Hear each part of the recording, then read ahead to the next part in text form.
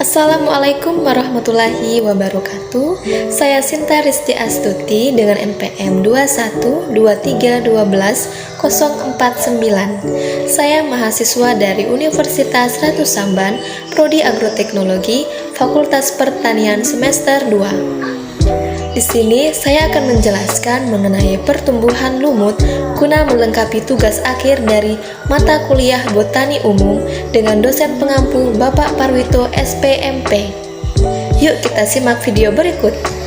Di sini kita akan menjelaskan mengenai pengertian dari tumbuhan lumut. Tumbuhan lumut adalah golongan tumbuhan yang termasuk Cryptogama dan mempunyai struktur sederhana atau primitif, sehingga secara filogeni dianggap sebagai tumbuhan tingkat rendah. Kedudukan tumbuhan lumut dalam filogeni tumbuhan adalah di antara tumbuhan alga dan tumbuhan paku. Habitat dan distribusi lumut.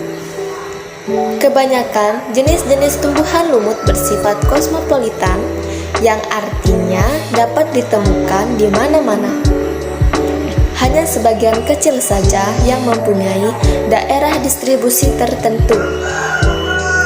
Klasifikasi dunia tumbuhan saat ini menempatkan tumbuhan lumut dalam satu subkingdom atau subdunia, Biotina, dan mengelompokkannya menjadi 3 filum atau divisi. Yang pertama adalah Marsantiophyta, kedua Anthocoeroptopsida, dan yang ketiga Bryopsida.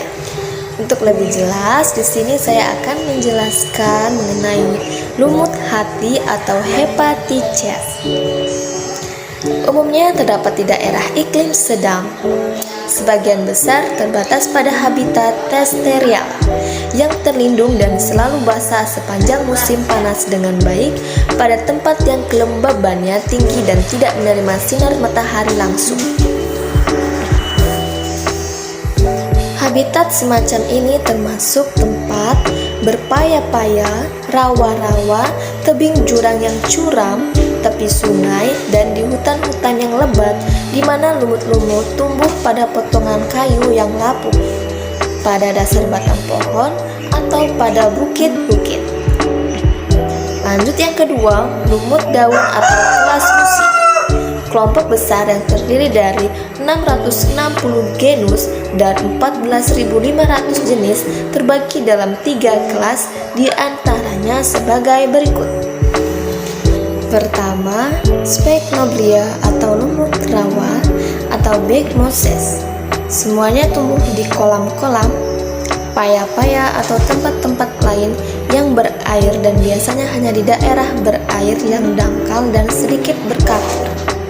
Kedua, Andreobria atau lumut granit atau Granit Moses. Suatu kelompok kecil lumut daun yang berwarnanya coklat tua kehitam-hitaman, tumbuh mencolok di batu-batuan dengan batang yang melekat di batu-batuan.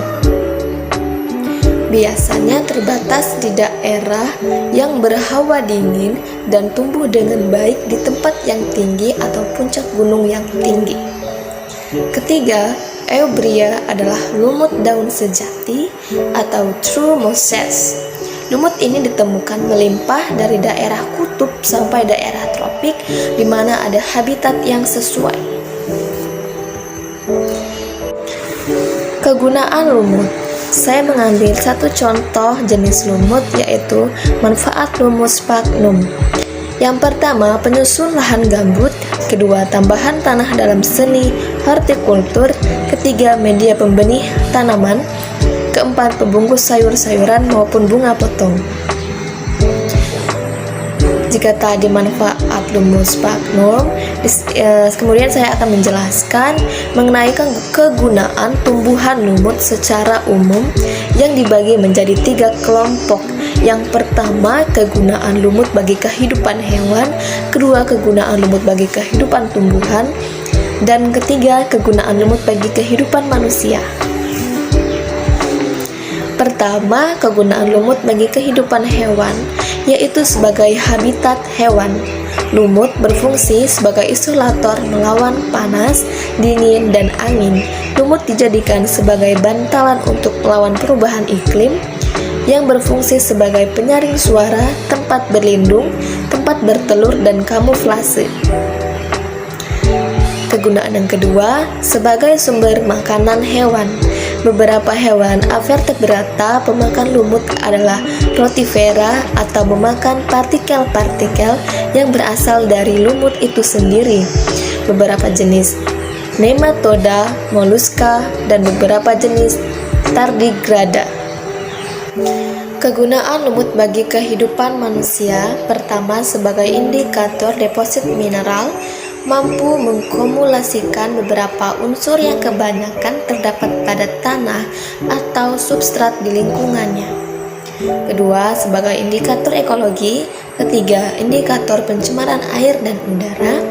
Keempat, sebagai bahan obat atau pengobatan. Kelima, sebagai bahan untuk alas, pengepakan, pengisian, dan penyumpah. Contoh penggunaan lumut sebagai alas misalnya sebagai lapisan pisau untuk melindungi tangan pemakai, yaitu menggunakan jenis lumut Hyalochromium brevirostre. Contoh penggunaan untuk penyimpanan atau pengepakan yaitu untuk menyimpan buah dan sayuran di New York menggunakan jenis lumut Pleurozium cereberi. Terakhir, bahan untuk kepentingan seni hortikultur, lumut sphagnum penting khususnya dalam dunia pertanian yang berkapasitas menangkap air tinggi, permeabilitas untuk udara, dan elastik. Kedudukan taksonomi lumut. Tumbuhan lumut sudah mempunyai struktur tubuh untuk penyesuaian hidup di lingkungan hidup daratan. Kelompok tumbuhan lumut tumbuh umumnya pada habitat peralihan dari habitat perairan atau akuatik ke habitat daratan atau terestrial, sehingga disebut sebagai tumbuhan amfibi. Kelompok tumbuhan lumut menunjukkan ciri peralihan antara bentuk talus dengan bentuk kormus. Meskipun sebagian tumbuhan lumut mempunyai struktur tubuh yang dapat dibedakan menjadi akar, batang, dan daun yang sesungguhnya. Filogeni tumbuhan lumut sangat menarik karena menunjukkan hubungan evolusi yang dekat dengan tumbuhan alga dan tumbuhan paku.